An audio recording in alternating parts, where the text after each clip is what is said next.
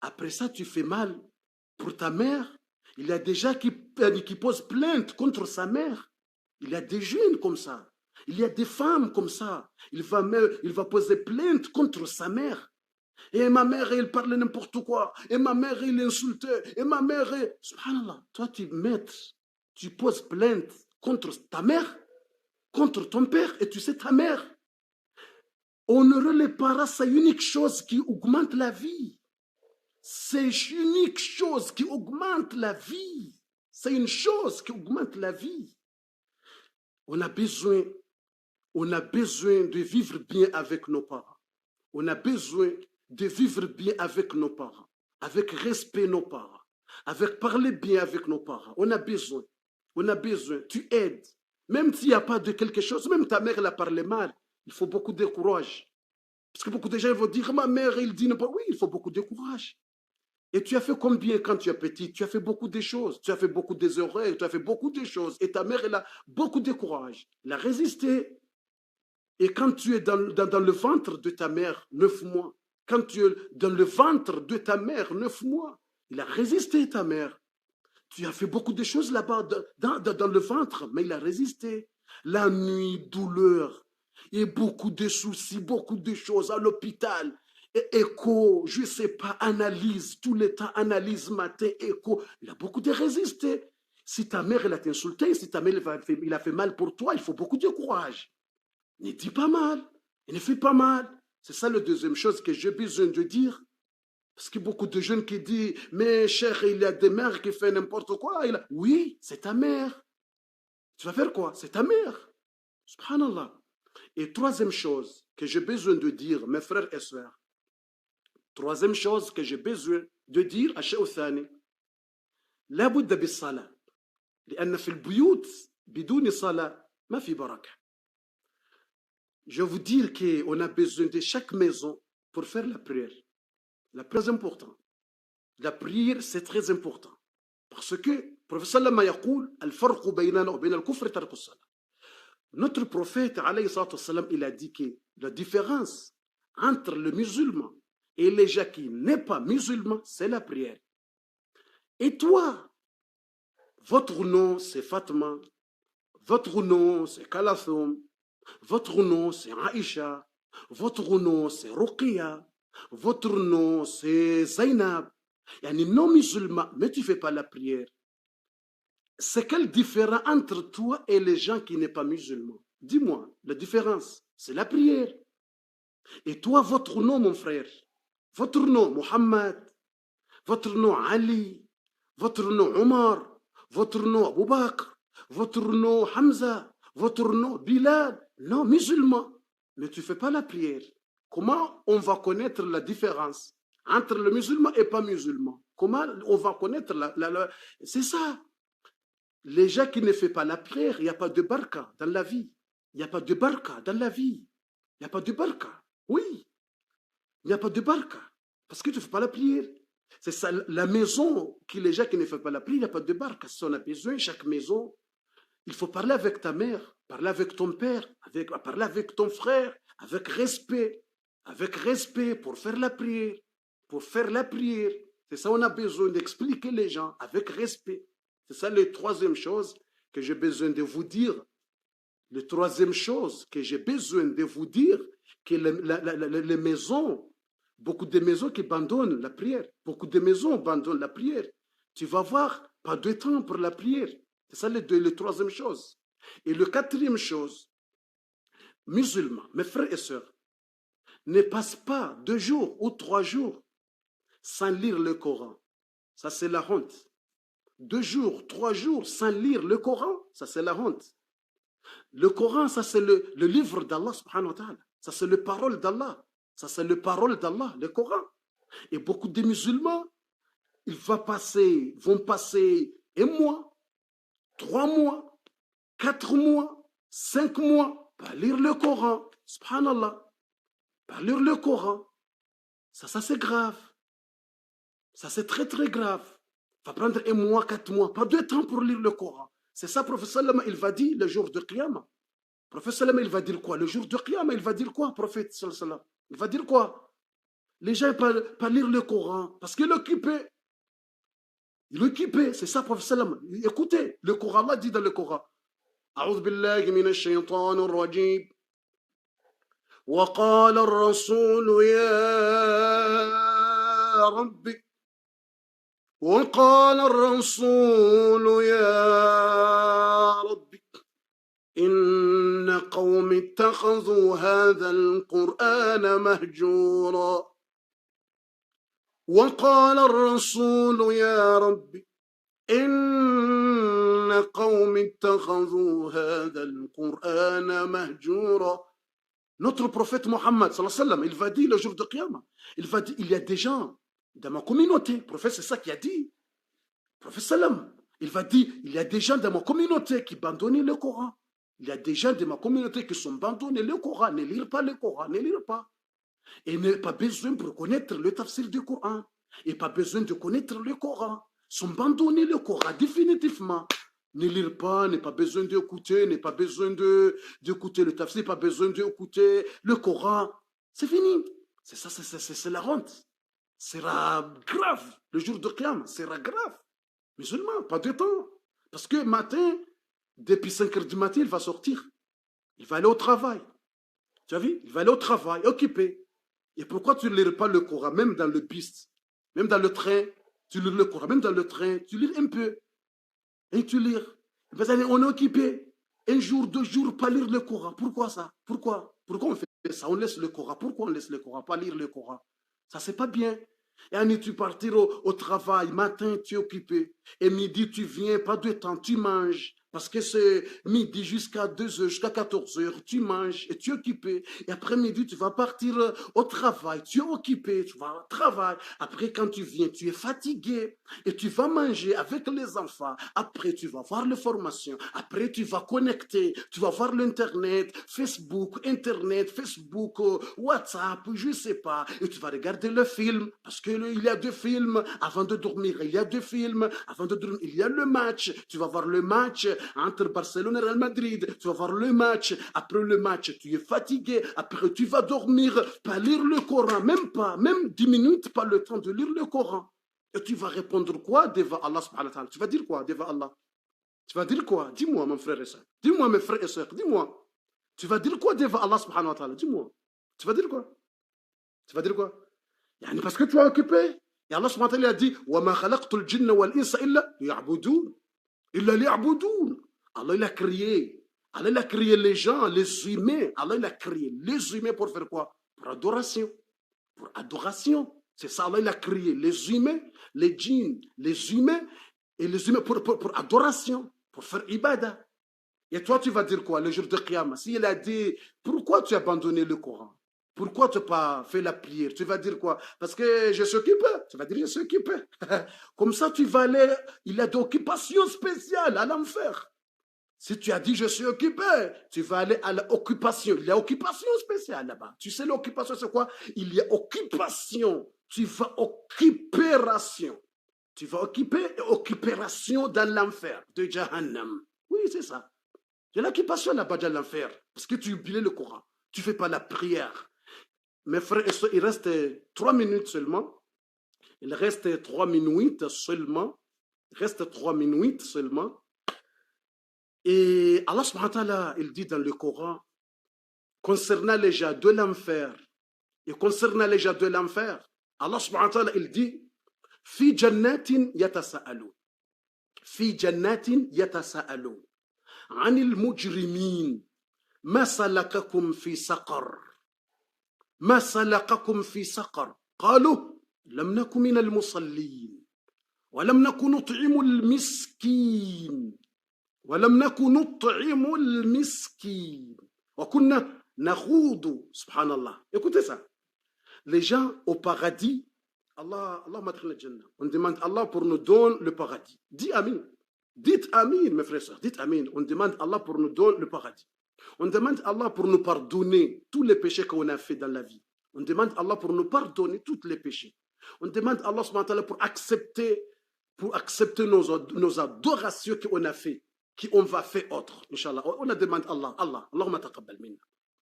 Allah subhanahu wa ta'ala, il dit dans le Coran, concernant les gens de l'enfer. Allah dit, fi jannatin yatasa'alun. Les gens au paradis vont demander les gens dans l'enfer. Parce qu'au paradis, il y a de 4 portes. Au paradis, fil janna fi arba'a abwab. Fil janna, au paradis, fil janna, au paradis, il y a de 4 portes. Parce que c'est grand, paradis. Il y a une maison d'une personne, petite maison au paradis, c'est double dans le monde 10 fois. Subhanallah. Tu as vu le paradis, c'est comment? Le petite maison. La personne qui va entrer dernière au paradis, la dernière personne qui va entrer au paradis, tu sais sa maison sera quoi? C'est le dernier. C'est le dernier qui va entrer au paradis. Et sa maison, c'est, tu sais c'est comment? C'est le dernier. Comment on va dire les premiers qui vont entrer? Comment on va dire les gens qui ont les grandes maisons? Le petite maison sera le double du monde. Tu sais, Europe, toute l'Europe, tous les Amériques, toute l'Amérique, tous les Russes, tous les Chines, tout le monde, il va augmenter 10 fois, doubler le monde, tout le monde entier, 10 fois sera la petite maison au paradis. Subhanallah. Allahumma adkhilna jannah. Allah, fais-nous parmi les gens qui vont entrer au paradis. Allah, fais-nous parmi les gens qui vont entrer au paradis. Tu as vu? Voilà. Le paradis, il n'y a pas beaucoup de choses. Tu vas oublier tous les soucis. Tu vas oublier, Allah, tu vas oublier tous les soucis. Ah, on va terminer. Et Allah, il dit dans le Coran concernant les gens dans l'affaire, les gens au paradis, parce que le paradis, il a de 4 portes. Porte, tu vas sortir pour aller au marché, pour beaucoup de choses. Il y a 2 portes, quand tu ouvres, tu vas regarder Allah subhanahu wa ta'ala. Porte spéciale, quand tu ouvres, tu vas regarder Allah subhanahu wa ta'ala. Allahu Akbar. Tu as vu? Il y a 2 portes spéciales. Quand tu ouvres, tu vas voir les gens de l'enfer. Porte spéciale, il y a 2 portes spéciales. Quand tu ouvres, tu vas voir les gens de l'enfer. Et il y a deux paroles. Il y a 2 paroles entre les gens du paradis et les gens de l'enfer. Il y a porte spéciale. Et le porte, tu ouvres avec télécommande. Et télécommande, pas besoin de télécommande comme ça. Comme tu vas dire, l'enfer, il va ouvrir porte comme ça. La porte comme ça. Le porte et tu vas voir les gens dans l'enfer. Et toi, au paradis, c'est bien au paradis, tu manges bien avec le, mashallah, le hur l'aïn, et tu as oublié tous les soucis et les gens sont là-bas dans l'enfer. Allah te dit, Anil mujrimin, les gens au paradis vont demander les criminels. Les gens au paradis vont demander les criminels, les gens qui n'aiment pas pour faire la prière, les gens qui insultent les gens qui augmentent le fitna, les gens qui augmentent le fitna, les gens des calomnies, qui parlent mal des gens, les gens qui rabaissent les gens, et calomnient, et les gens qui parlent le mensonge, et les gens qui disent n'importe quoi pour les gens comme ça, dans l'enfer. Et les gens au paradis vont demander, oh, ma salakakum fi saqar. Parce que les portes de l'enfer, c'est 7. Allah dit, c'est 7 portes. L'enfer, c'est 7 portes. L'enfer, il y a de 7 portes. 7 portes. Et les gens du paradis vont demander, les gens de l'enfer, la porte qui s'appelle saqar. Ma salakakum fi saqar. Ma salakakum fi saqar. Pourquoi vous avez là-bas dans l'enfer et la porte qui s'appelle Saqar? Vous avez fait quoi? Vous déjà fait quoi dans le monde? Pourquoi vous avez là-bas dans l'enfer? Pourquoi vous avez là-bas dans l'enfer de Saqar? Et tu sais la réponse c'est quoi? قالوا لم نكن من المصلين. Il faut dire parce que nous, on ne fait pas la prière dans le monde. Ne fait pas la prière. Ça veut dire les gens qui ne font pas la prière vont entrer où? C'est la porte de Saqar. Ils vont entrer la porte de l'enfer qui s'appelle Saqar, mes frères et sœurs. Si quelqu'un ne fait pas la prière, depuis aujourd'hui, il faut faire repentir. Il faut commencer de faire la prière. Sinon, il y a 2 choix. 2 choix. Oui, c'est vrai, il y a 2 choix. Tu commences pour faire la prière depuis aujourd'hui. Tu continues pour faire la prière ou tu choisis. Si tu n'aimes pas pour faire la prière, même votre nom, c'est un nom des musulmans. Même votre nom, c'est Ali. Votre nom, c'est Muhammad. Votre nom, c'est Hamza. Votre nom, c'est Bilal. Votre nom, je sais. Même votre nom, c'est musulman. Votre nom, c'est Ruqiyya, c'est Zainab, je ne sais pas. Tu choisis 2. Tu fais la prière. Sinon, le jour de Qiyam, quand tu allais là-bas avant le jugement, c'est mieux, tu demandes vite fait, tu demandes les anges et tu dis où est la porte de l'enfer qui s'appelle Saqar. C'est ça, c'est fini. Pas besoin d'attendre de jugement. Pas besoin d'attendre la balance. Il a des balances, bons anges. Pas besoin d'attendre de livres. Tu vas prendre le livre main droite ou main gauche. Pas besoin de prendre de temps. Si tu n'aimes pas pour faire la prière, il faut directement, quand tu arrives là-bas, tu sortir dans la tombe, direct tu demandes les anges. Oh les anges, où est la porte de l'enfer qui s'appelle Saqar? Comme ça, tu plonges. Tu plonges directement. Tu plonges, c'est mieux ça. Comme ça, tu plonges. Tu plonges. Tu plonges. Tu as vu? Tu plonges là-bas directement. Parce que tu n'aimes pas pour la prière. Oui, il y a de la porte qui s'appelle Saqar. Saqar, c'est Saqar. Tu n'aimes pas, c'est fini. C'est fini, mes frères et sœurs. C'est la honte. À la fin, il reste 1 minute. À la fin, il reste 1 minute. C'est à la fin. C'est le 4e chose. On a dit ces 4 choses. On a déjà parlé 3 choses. Maintenant, sur le 4e chose. C'est quoi le 4e chose? Le 4e chose, musulman ne doit pas peur des ennemis. Musulman doit peur des hypocrites, les faux amis. Exemple, moi, il y a quelqu'un qui m'a dit, oh cher, ne donne pas les gens le téléphone. Il y a quelqu'un qui m'a demandé, oh cher, c'est pas bien pour donner les gens votre téléphone parce que tu connais pas les bonnes personnes et les mauvaises personnes, tu connais pas les ennemis, tu connais pas. Et moi, je lui répondre, je dis, moi, je n'ai pas peur des ennemis, Moi, je n'ai pas peur des ennemis.